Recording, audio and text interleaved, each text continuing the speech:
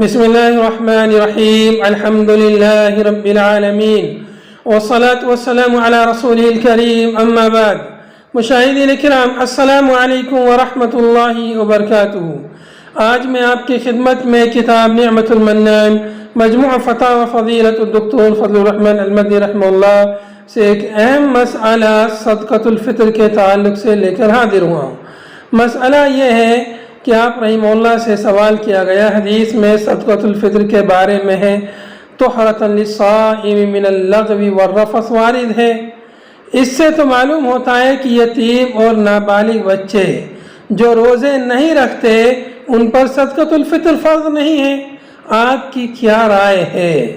اس سوال کے جواب میں مفتی ڈاکٹر فضل الرحمن المدنی رحمہ اللہ نے فرمایا کہ حضرت ابن عمر رضی اللہ عنہ کی حدیث میں صراحت ہے، الصغیر والکبیر من المسلمین، چھوٹے اور بڑے ہر مسلمان پر فرض ہے.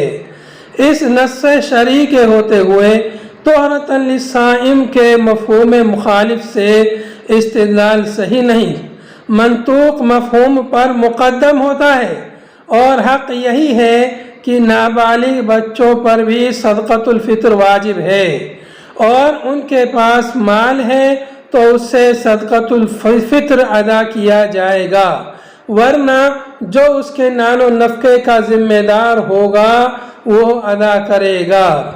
حدیث میں صدقۃ الفطر کی 2 حکمتیں بتائی گئی ہیں. نمبر 1 ہے روزے دار کی لغو اور فحش باتوں سے تطہیر. نمبر 2 مسکین کے لیے کھانے کا انتظام کرنا. یہاں اگر ایک حکمت یعنی روزے کی تطہیر نہیں ہے تو دوسری حکمت یعنی مساکین کے لیے کھانے کا انتظام تو پایا جاتا ہے.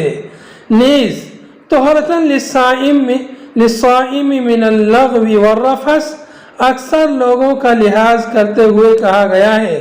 اس کا مقصد ہرگز چھوٹوں سے صدقۃ الفطر کو ساقط کرنا نہیں ہے. وآخر دعوانا ان الحمد للہ رب العالمین.